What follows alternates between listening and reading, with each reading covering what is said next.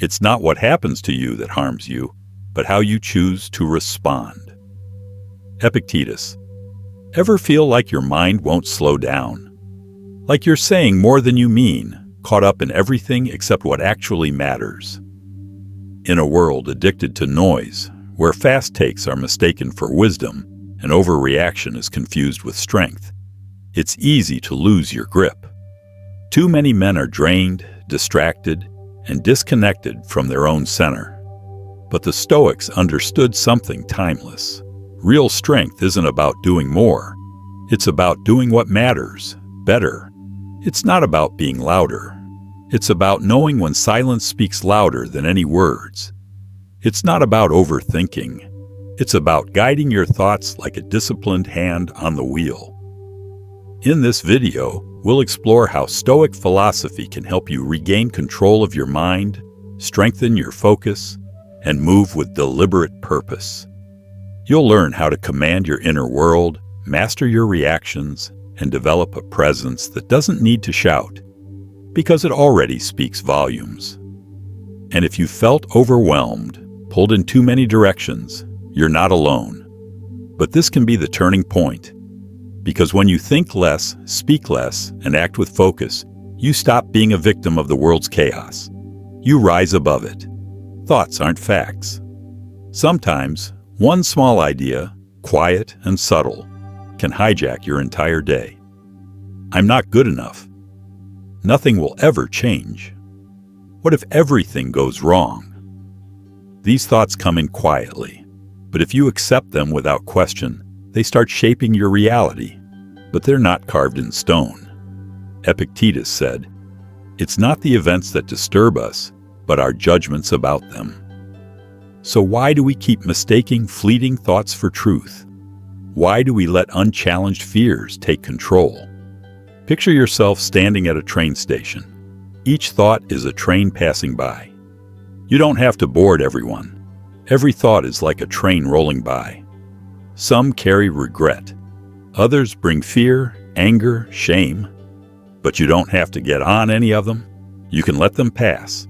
You can stay right where you are, on the platform. You can breathe.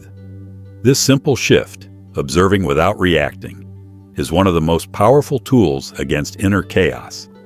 It's a daily practice the Stoics lived by.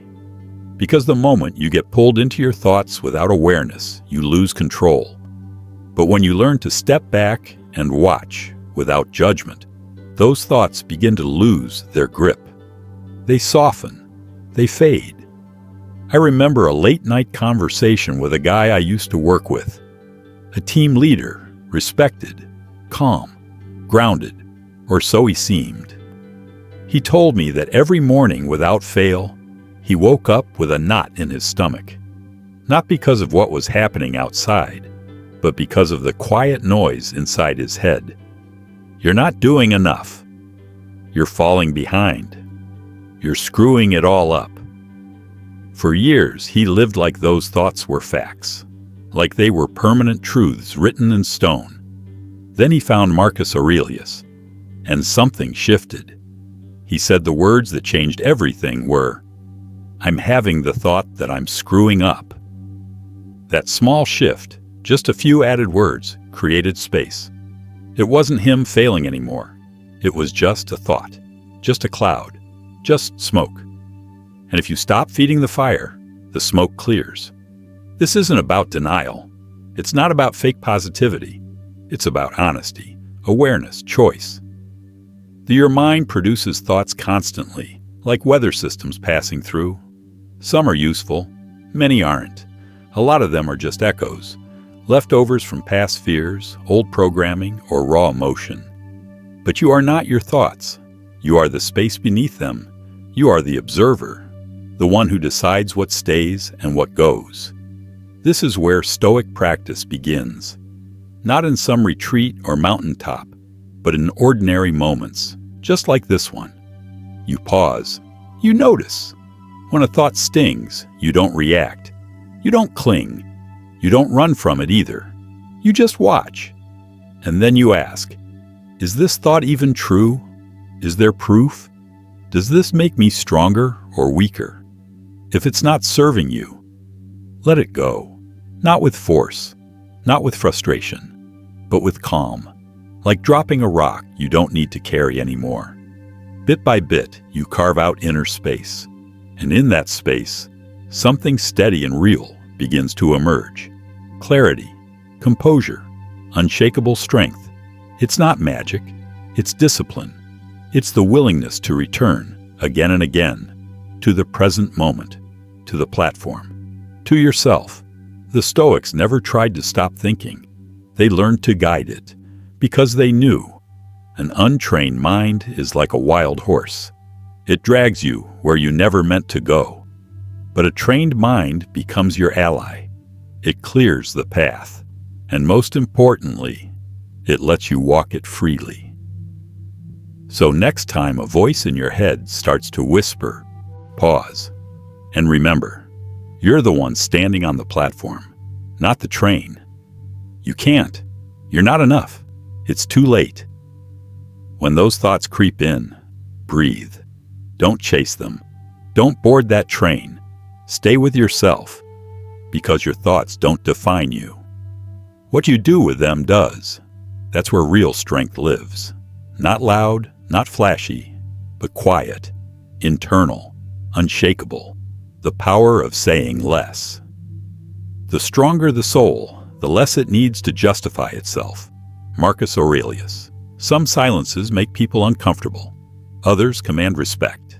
In a world where fast talking is mistaken for intelligence and loudness is confused with confidence, choosing to say less is an act of rebellion, not against others, but against your own ego. The ego always wants the last word. It wants to clap back, prove a point, be heard. But you're not here to impress anyone. You're here to master yourself. I once worked with a guy like that. In every meeting, he barely spoke. He didn't interrupt. He didn't fill the air just to be noticed. He listened. He watched. But when he did speak, every word felt like it was etched in stone. Not because he raised his voice. He never did. But because he didn't waste a syllable. He didn't argue. He didn't over-explain. He only spoke when he had something worth saying. And that made him unforgettable. The Stoics saw that as virtue. A wise man doesn't speak out of habit. He speaks with purpose. He doesn't jump into arguments to satisfy his pride. He knows that some battles are won by not showing up. Marcus Aurelius wrote that the soul grows stronger when it stays calm amid chaos. That's the challenge, holding your ground. When the world tries to provoke you, pull you, bait you, saying less isn't weakness. It's power under control. It's not about biting your tongue out of fear. It's about choosing when to speak and when to let silence carry the weight. Not every jab deserves a reply. Not every opinion needs your counter.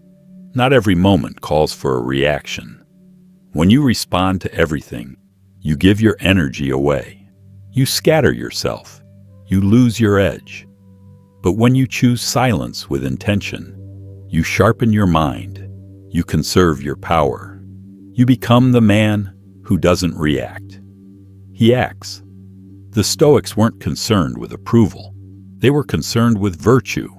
And part of that is restraint, measuring your words like a fighter measures his punches. Because an extra word can cut deeper than you meant, and a well-timed pause can stop a fire before it starts. Think back to the last time you spoke too quickly. Maybe it was a jab, a defense, an opinion you wish you'd kept to yourself. Was it worth it? Or did it leave you hollow? Trying to patch the moment with regret? Silence doesn't need to clean up after itself. It gives you time. It gives you clarity. It gives you back control. And here's the paradox. When you say less, you become more.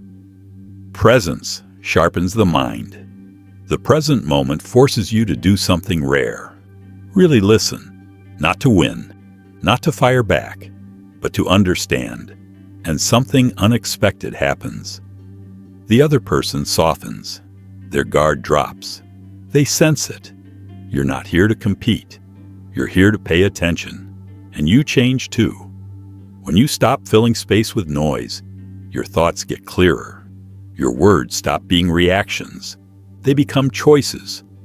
Epictetus taught that before we master our words, we must master our impulses. That true freedom isn't loud. It's quiet. It lives in your breath, in your posture, in the calm you carry when you choose silence over dominance. Saying less isn't just a mood. It's a philosophy. It's a reminder that control begins with the tongue. That respect isn't taken. It's earned through restraint. And in a world drowning in noise, the man who has mastered silence doesn't need an introduction. His presence speaks for him. So the next time you feel the urge to fire back, pause, breathe, ask yourself, is it necessary? Is it useful? Is it aligned with who I want to become? If the answer is no, keep your words. Because sometimes the greatest strength is saying nothing. And in that silence, you grow. Clearer, stronger, more you. Control what you can control. There are moments when life hits from all sides. Plans collapse. People disappoint. Opportunities disappear. The past haunts, and the future looms heavy. In that storm, one question cuts through the chaos. What now? Most people point fingers. Some shut down. But there's another kind of man, the one who turns inward, who understands the only power that can't be taken is the power to choose how he responds. You don't control the cards you're dealt, but you control how you play them. Epictetus called it the divide between what's within your control and what's not. Simple, but unflinching. It places the responsibility and the freedom squarely on your shoulders. Not what happens to you, but what you let it do to you. You can't stop people from letting you down, but you can refuse to let disappointment rot your spirit. You can't undo the past, but you can stop dragging it into the present. The moment you stop fighting what you can't change and take hold of what you can, you begin reclaiming your power. Picture a ship in open water. The captain doesn't control the wind, the waves, or the weather, but he controls the rudder, the sails, the decision to keep moving or to anchor down. The Stoic lives like that captain. He doesn't deny the storm. He respects it. But he asks the question that matters most. Where do I still have leverage? And from that place, he moves, he builds, he leads. I once spoke with a man who had lost everything. A business built over 20 years, gone. He told me the hardest part wasn't the money. It was the feeling of being powerless. For months he spiraled. Anger, blame, paralysis. Then one day, he took out a notebook and drew 2 columns. What I can't control, what I can. The economy went in the left. His mindset, routine, discipline, those went in the right. And from that list, he rebuilt. Not just a business, but himself. Because clarity sharpens you, and focused action makes you unshakable. Marcus Aurelius ruled an empire, and still reminded himself, happiness doesn't come from external events. It comes from the quality of your thoughts. He couldn't command fate, but he could command himself. He didn't complain. He didn't collapse. He stayed anchored while the world spun around him. Controlling what you can doesn't mean perfection. It means steering the ship, even when the sky breaks open. It means this: when everything is shaking, you choose what remains steady inside you. Your calm, your values, your deliberate steps. You live from your roots, not your reactions. And if you ever feel lost, pause, breathe, look closely at what you're trying to control. Then let go of what's not yours to carry, and double down on what is, because that's where your strength lives. That's where you begin again. Let go of what's not yours to carry. Then pour everything you have into what you can move, even if it seems small. Because when your energy is directed with clarity, every action becomes cleaner, sturdier, yours. That's what keeps a man from breaking when the world falls apart. Not luck, not comfort, but the relentless decision to return again and again to what matters. Because transformation doesn't begin out there. It doesn't begin tomorrow. It begins now, in what you choose to think, in how you choose to respond, in who you choose to be, especially when no one else gets a say. Focus on what makes you grow. Maybe you've been there, a conversation ends, but your mind keeps running it on repeat. A mistake from months ago still wakes you up at night. Someone hurt you, and though they're long gone, the pain still lingers. Not because it still matters, but because you keep feeding it. The mind is like rich soil. It grows whatever you plant. If you feed it resentment, guilt, or regret, don't be surprised when peace refuses to grow. The issue isn't remembering the past. It's staying stuck there, replaying it like a broken record. You don't realize it sometimes, but you've turned your mind into a prison. And you're the one holding the key. But you're not trapped, because your thoughts aren't life sentences. They're choices. This isn't about pretending nothing happened.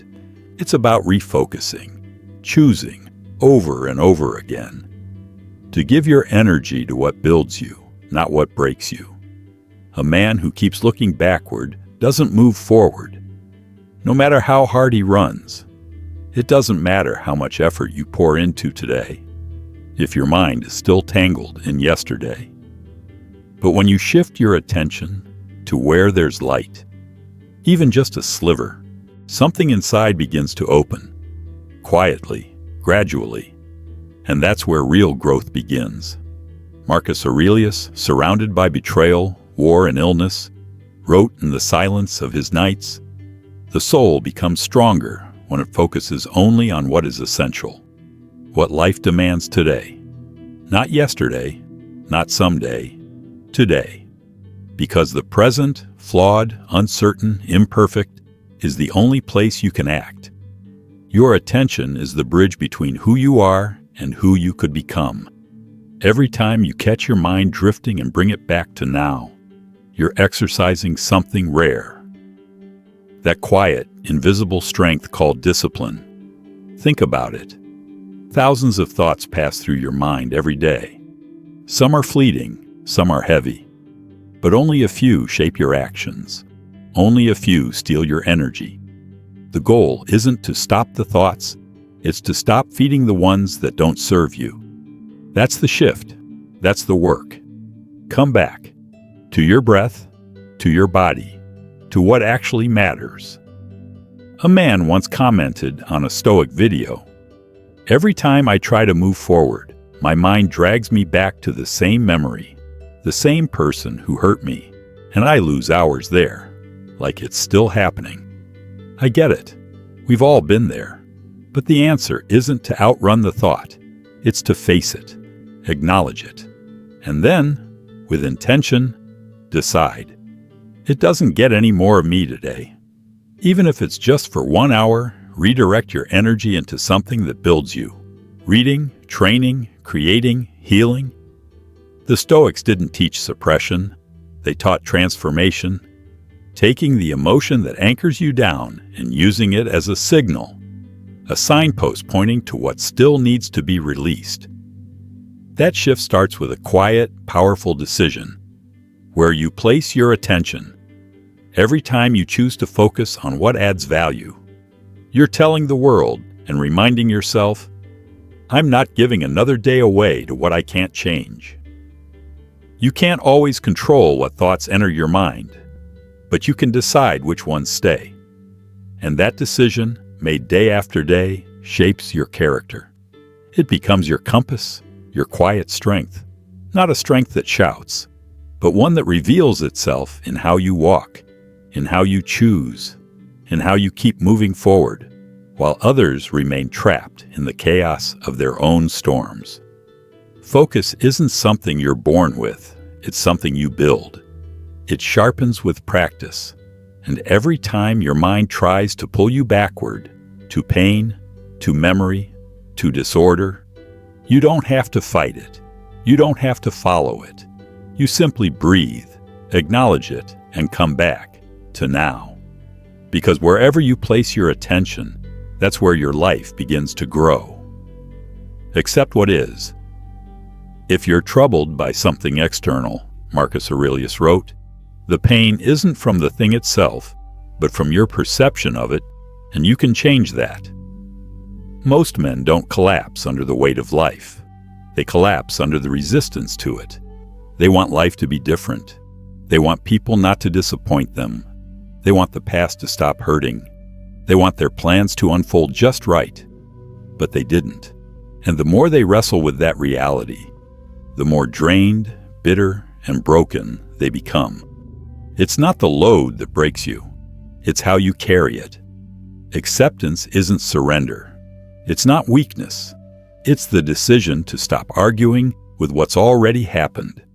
It's facing the loss, the mistake, the betrayal, and deciding, this does not define me.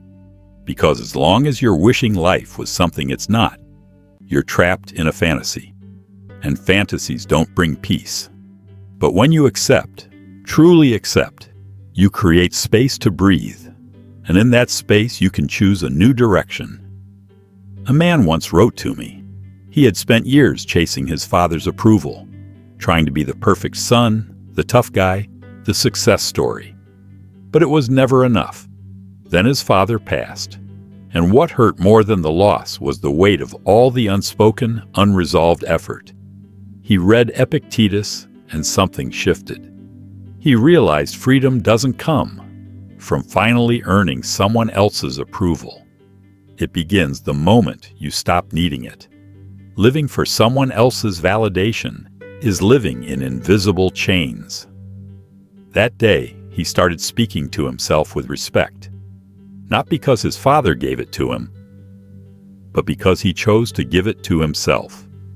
The Stoics taught, you can't control how others see you, but you can control how you see yourself. Everyone filters the world through their own wounds and beliefs.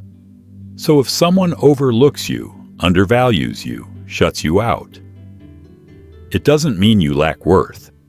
It means they couldn't see it. But you can. You must. Because if you don't, no one else will. Acceptance also means releasing guilt. That voice in your head that replays mistakes, that reminds you of what you lost, what you could have done differently. Talk less, think deeper, respond better. It's not about saying nothing. It's about knowing when to speak, when to act, when to hold back and sharpen your mind in the quiet. Because when you understand when to swing and when to sheath the blade, you stop being easy to shake. You become steady, clear, intentional. Talking less doesn't mean you're lesser. It means you're more precise, more centered, more in control. Not every thought deserves a voice. Not every emotion needs an audience. Not every comment earns your energy. A man reached out to me after a family blow-up. He said it wasn't even a big thing. But the anger had been brewing for weeks. From words he didn't say. From feelings he stuffed down. From silent judgments he carried like knives. When it finally came out, it wasn't truth. It was noise. Echoes of emotions left unchecked. And afterward, all he felt was emptiness. So he made a change. One small shift. Pause before answering. Even 2 seconds. It sounded simple, but those 2 seconds gave him something rare. Choice. The ability to respond instead of react. And over time, it changed how he lived. Because in that pause, he found space to think, to feel, to choose, with calm. The Stoics lived by that space. Epictetus said, "We're not disturbed by events, but by the view we take of them. And that view, it's often formed before we even speak." That's why the man who masters the moment before he opens his mouth doesn't just win arguments. He builds character. He guards his energy. He shapes his future. In heated moments, silence can be your sharpest defense. Not because you've got nothing to say, but because you don't waste your fire. In big conversations, a calm pause can give your words more weight than any loud reply. Because words spoken with presence, without pressure, without the need to win, they land differently. Speaking with intention is a discipline. And like any discipline, it takes practice. It takes self-awareness. It takes strength to resist the pull of noise. Today, everyone's reacting, posting, commenting, rushing to be seen, to be heard. But restraint isn't repression. It's clarity. It's asking, where are my words coming from? From ego or from stillness? From pain or from wisdom? From the need to be validated or the freedom of not needing to prove anything at all? That's the difference between a reactive man and a grounded one. You may not control everything you feel, but you can choose how you express it. You can train yourself to pause, to breathe, to wait for the right moment. Because the man who commands his words doesn't just speak better. He respects himself more, and that self-respect earns respect. So next time you feel the urge to react, stop. Not out of fear, but out of strength. Not because you're holding back, but because you're letting go of what doesn't need to be said. And in today's world, that's a rare power. One most never master. But you can. Because real strength isn't about being louder or tougher or always having something to say.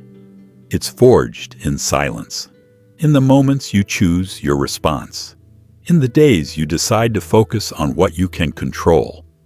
Every time you speak with purpose or stay silent with wisdom, you're reshaping yourself. Today, we've walked through 3 pillars that change a man. Think less, talk less, focus more. This isn't some abstract ideal. It's a daily practice, a way of living. It's built with every choice, every conscious breath, every thought you observe, without letting it run your life.